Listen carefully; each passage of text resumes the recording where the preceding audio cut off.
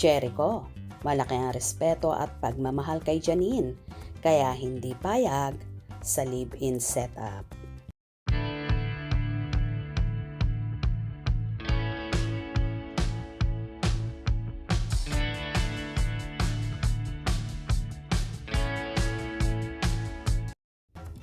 Samot-sari nga ang naging reaksyon ng mga Econin supporters ni Janine Gutierrez at Jericho Rosales sa usaping live-in.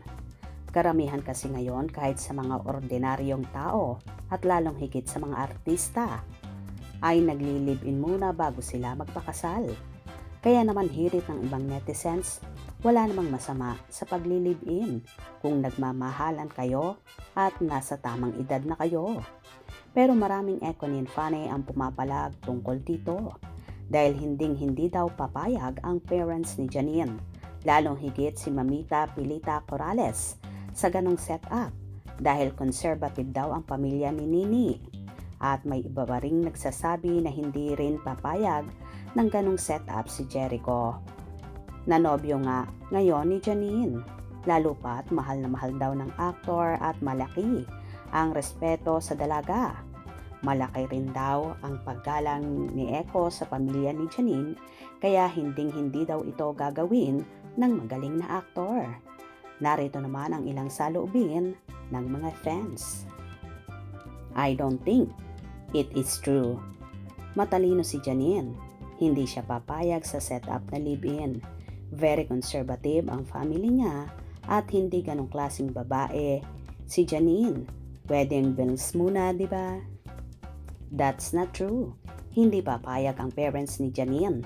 Very conservative ang family nila. Kasal muna, bago. Para sa lahat ng fans, tayong lahat ay sumusuporta sa mga karir nila. Pero yung panghimasukan ang personal life nila, wala tayong pakialam sa kanila. Let them decide for their own lives. Kung ano ang gusto ng Econin, support na lang tayo. Alam ang ginagawa nila at nasa tamang edad na sila.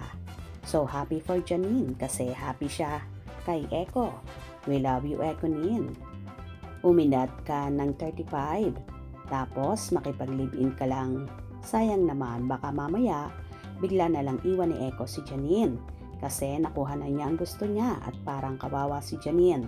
Sobrang jackpot si Eco para sa akin. Wag, Janine. Ganon talaga ang buhay. Need mong sumugal sa lahat ng bagay. Pag nanalo, di mabuti. Kung di maging successful, anong magagawa natin? Pupunta rin ang kasalan niyan. Surprise, mga Econin.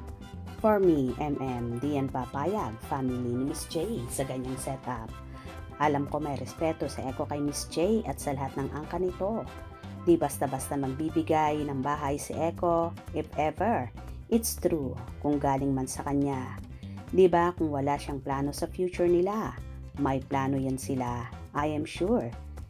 Hintayin lang nila yung go signal sa side ni Eco na maklear lahat. Oo nga, Janine, huwag live-in, sayang ka.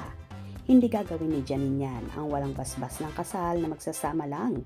Sila na Eco ng live-in. Daddy nga ni Janine, kasal mataas ang respeto ni Janine at pagpapahalaga sa seremonya ng kasal at saka para namang lagi siyang naghahabol sa lalaki. Kung talagang mahal ka ng isang tao, igagalang ka. Ok lang, legal age na sila. Pero sila pa rin ang magdidesisyon sa buhay nila para naman makita na mga magiging anak nila. Never yang si Janine magli-live-in. Even gaano niya kamahal si Eco. Yan kasi ang sabi niya. Iregalo niya sa husband niya. At I know si Eco, malaki ang respeto niya kay Janine.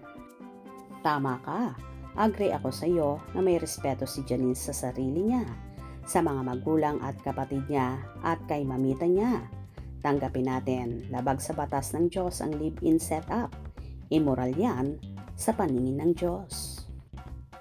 Gusto niya ni Janine kasal sa simbahan at gusto niya yung forever na daw, yung hindi sila maghihiwalay.